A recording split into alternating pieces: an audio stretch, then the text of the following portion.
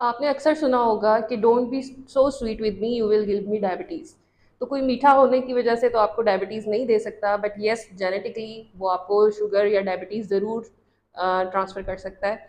Sugar जो है वो सिर्फ मीठा खाने की वजह से नहीं होती है। अक्सर लोगों का कॉन्सेप्ट ये होता है कि ये सिर्फ चीनी की वजह से होती है और इसी वजह से वो सिर्फ चीनी छोड़ देते हैं, और बल्कि बाज़ औक़ात तो लोग जो है चीनी की जगह शक्कर इस्तेमाल करना शुरू कर देते हैं।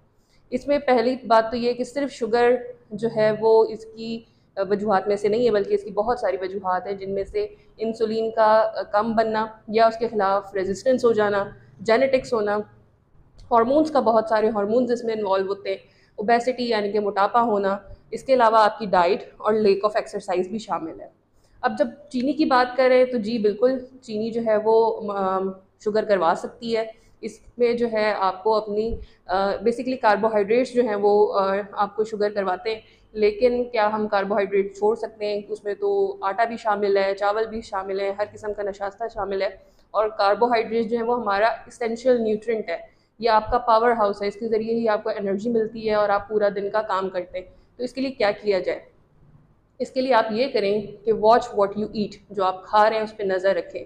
रेगुलरली टाइम पे जो है वो खाना लें। ये नहीं कि आप एक दिन नाश्ता सुबह 7 बजे कर रहे हैं, अगले दिन 11-12 बजे कर रहे हैं। तो अपने खाने के अंदर बाकायदगी लेकर आएँ। इसके अलावा स्मॉल मील्स लेना शुरू करें और छोटे-छोटे वक्फ़े पे लेना शुरू करें।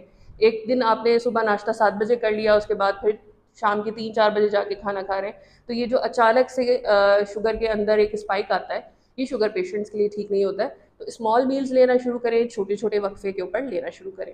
इसके अलावा पोर्शन कंट्रोल करना शुरू करें। कार्बोहाइड्रेट्स, प्रोटीन्स, फैट्स अपने खाने के अंदर सब कुछ शामिल करें। क्या कार्बोहाइड्रेट्स आपके लिए बुरे हैं? तो ऐसा बिल्कुल नहीं है। इसमें कुछ गुड कार्बोहाइड्रेट्स हैं और कुछ लेस हेल्दी कार्बोहाइड्रेट्स हैं। गुड कार्बोहाइड्रेट्स वो हैं जिनमें पूरा होल ग्रेन शामिल है, और बैड वो हैं जो कि रिफाइंड है, जैसे कि जो खाना आटा है जिसको आप रिफाइन कर चुके हैं, उसमें से आप फाइबर निकाल चुके हैं, उसके अंदर आप एडिड सॉल्ट, फैट्स और एडिड शुगर्स डाल चुके हैं, तो वो बुरे हैं। फिर आ जाते हैं फैट्स। तो क्या सारे फैट्स बुरे हैं? ऐसा बिल्कुल नहीं है। इसमें कुछ सैचुरेटेड फैट्स हैं और अनसैचुरेटेड फैट्स हैं। सैचुरेटेड फैट्स जो है वो इनडायरेक्टली आपकी बॉडी के अंदर शुगर को बढ़ाते हैं, जैसे कि रेड मीट हो गया, होल मिल्क हो गया, या कुछ ऑयल हैं जैसे कि कोकोनट ऑयल है, पाम कॉर्न ऑयल है। ये आपके जिस्म के अंदर शुगर्स को बढ़ाते हैं, तो लिहाजा इनसे जो है आप इज्तनाब करें। और अनसैचुरेटेड फैट्स जैसे कि अंडे के अंदर जो होता है, या नट्स के अंदर और सीड्स के अंदर होते हैं, या ऑलिव ऑयल होता है, ये अनसैचुरेटेड होते हैं, इनको आप ले सकते हैं। तो ये तो हमने बात कर ली पोर्शन कंट्रोल की। इसके अलावा आपने बहुत ज़्यादा हाइड्रेटेड रखना है ख़ुद को, और इसके अलावा जो है एक्सरसाइज भी करते रहना है। अब मैं ज़रा डिटेल में बताऊँ कि कौन कौन सी चीज़ें हैं जो कि यस हैं, जो कि आप ले सकते हैं शुगर पेशेंट्स। तो उसमें आ जाते हैं whole grains, nuts, seeds, green leafy vegetables, whole pulses यानी कि पूरी जो दालें हैं वो फुल फॉर्म में, या फिर स्किम्ड लो फैट मिल्क, जो आम घर का दूध है उसके ऊपर से मलाई निकाल के।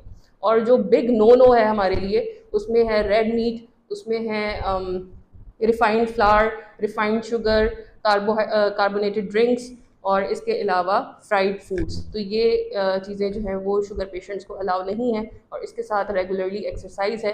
ये सारी चीज़ें करके आप अपनी शुगर को कंट्रोल रख सकते हैं।